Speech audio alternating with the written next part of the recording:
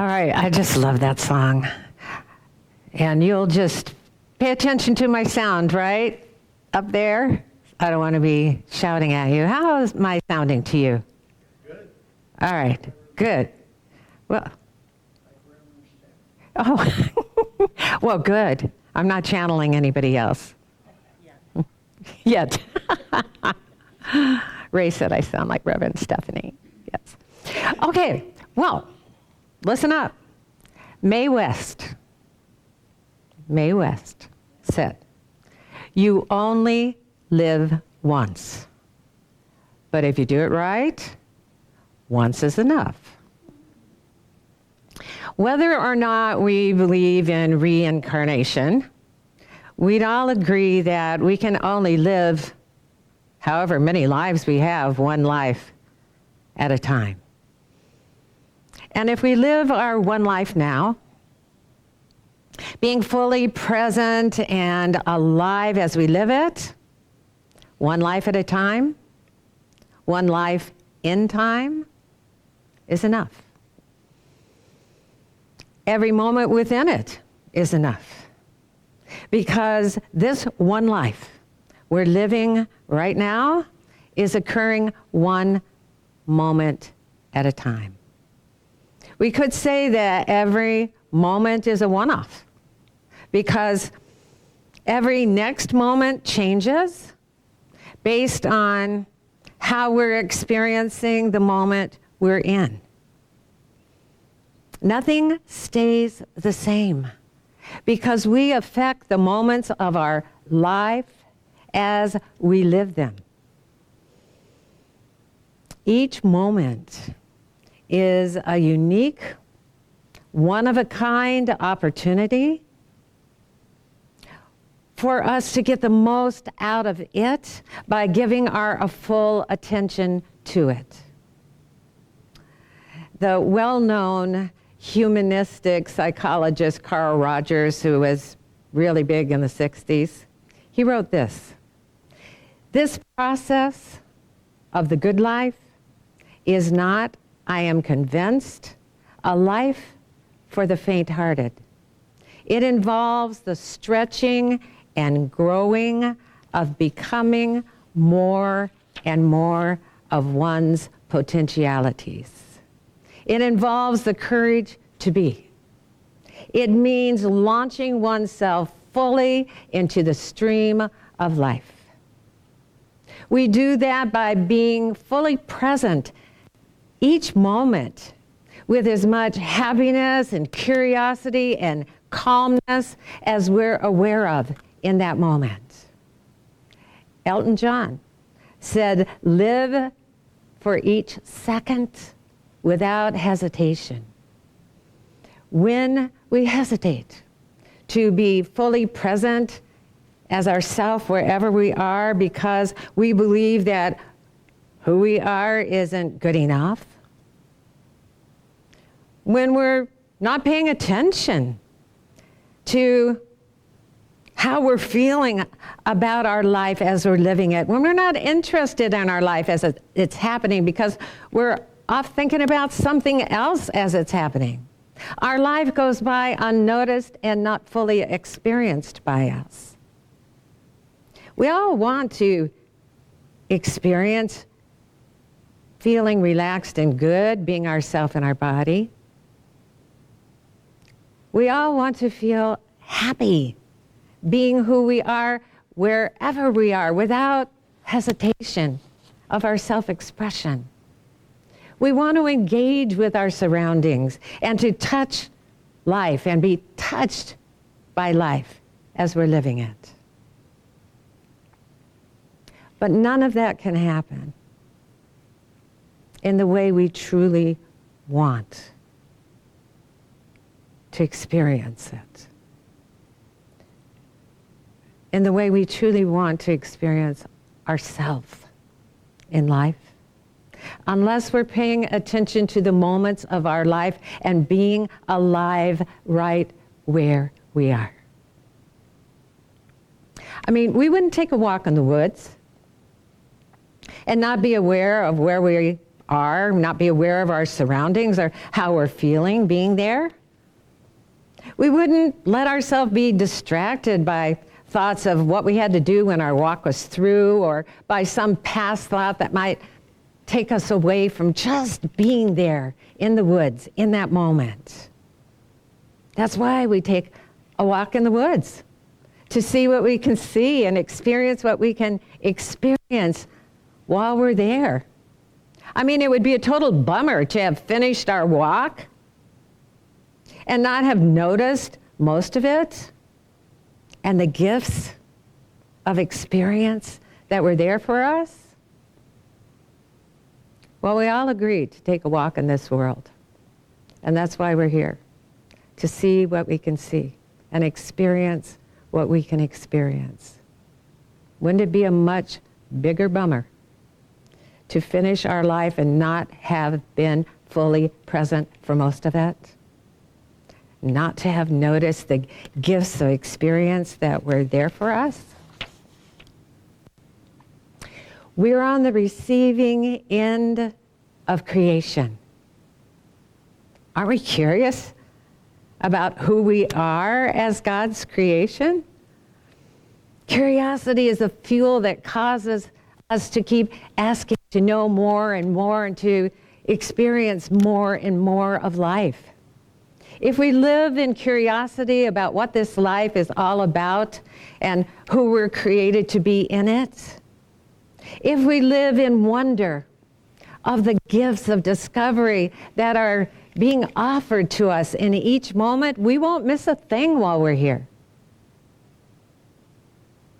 And this one life will be enough. Now, it's believed that when Socrates said the unexamined life is not worth living, it was during his trial when he was defending his practice of philosophy, which included constant self-examination. That philosophy meant different things to different people back then, and it means different things to different people today. Nowadays, to some, self-examination may seem unnecessary. We are who we are, and life does what it does, and what difference does it make? And adding the word constant just makes self-examination seem exhausting. While to others, self-examination is everything. We are more than we think we are. And life does what it does in our life according to what we believe about ourselves in life. Adding the word constant just makes it feel all the more exciting and exhilarating, as if we can't wait to live the next second without hesitation. We could say that self-examination causes us to be curious, and without it, to remain clueless. There's not one of us here today who isn't curious about ourselves and life, or we wouldn't be here seeking to understand more and to know more. In fact, most of us would agree that self-examination is essential if we want to live more and more of the joyous life that we're created to live. But I believe it's important to make this distinction.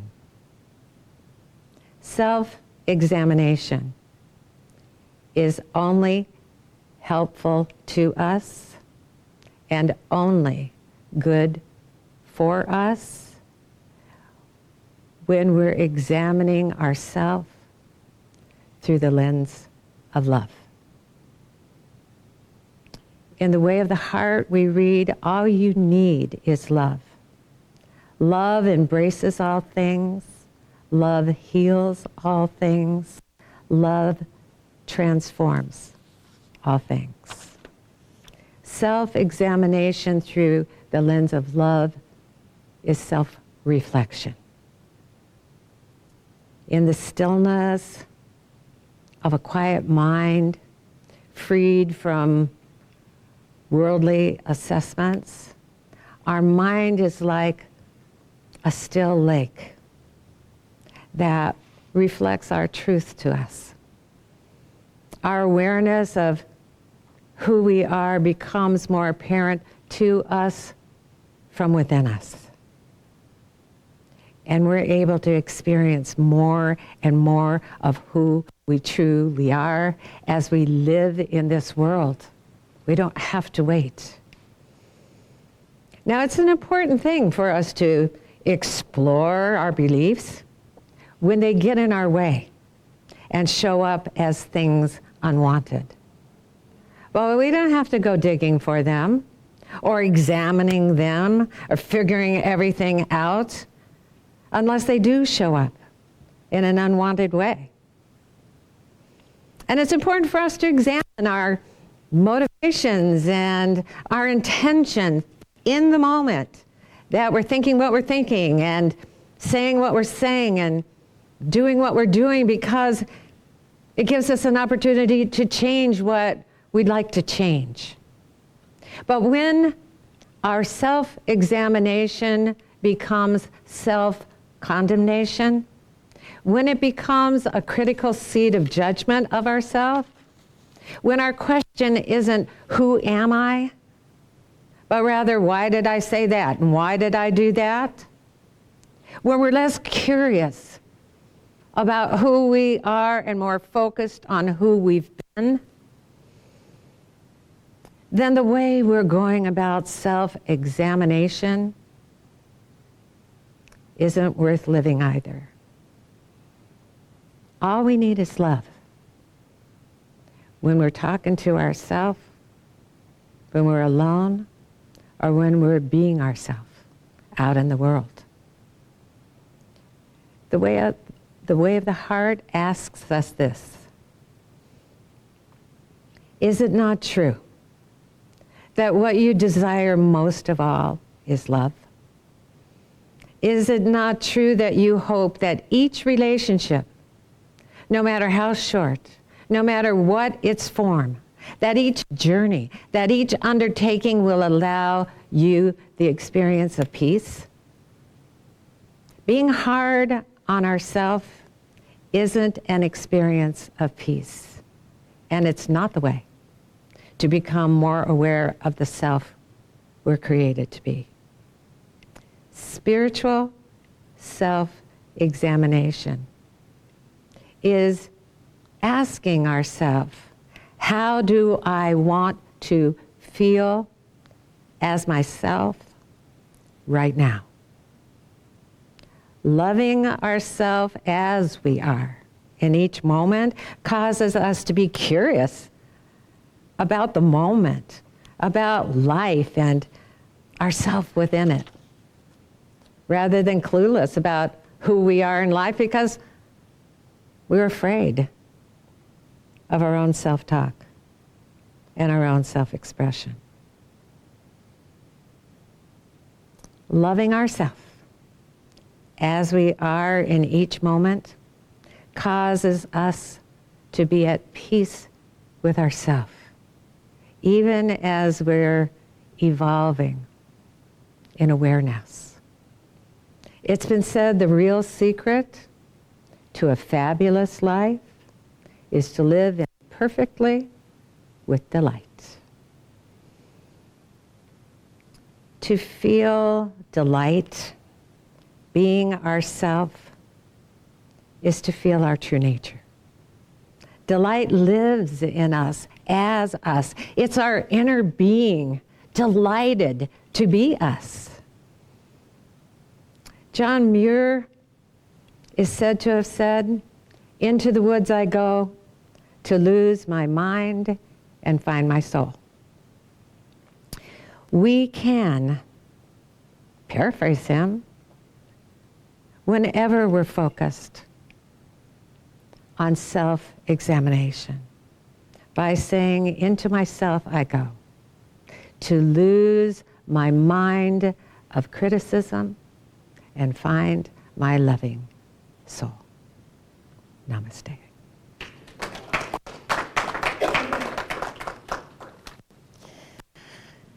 All righty. Well, this is the moment when we get to say thank you.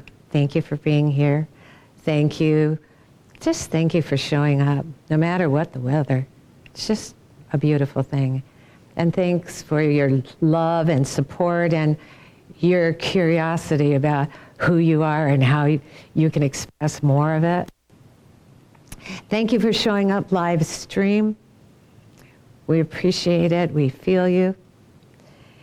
And thank you to all of you who support us financially, because we're in the midst of making some changes. And we would like to do what we do as well as we do it now, and more better in the future.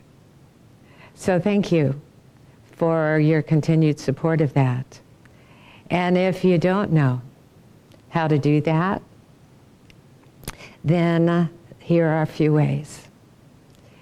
If you're watching on Facebook, you go to our Facebook page, Life Enrichment Center, and you can donate there.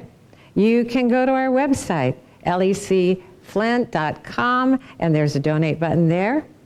You can go through PayPal, and our PayPal address is our email address, and that's lec2512@gmail.com.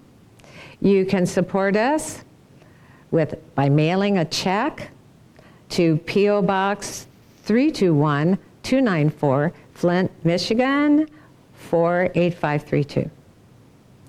And and we're going to take a gratitude offering. I know most of you just automatically tithe, but it feels kind of good sometimes just toss it in the offering bowl. So we're going to do that for the ritual of it, for the joy of it, for the fun of it, for the thank you of it. So while we're doing that, we're going to hear Marcia sing from the ethers in this very room, and I'll be back for a gratitude prayer.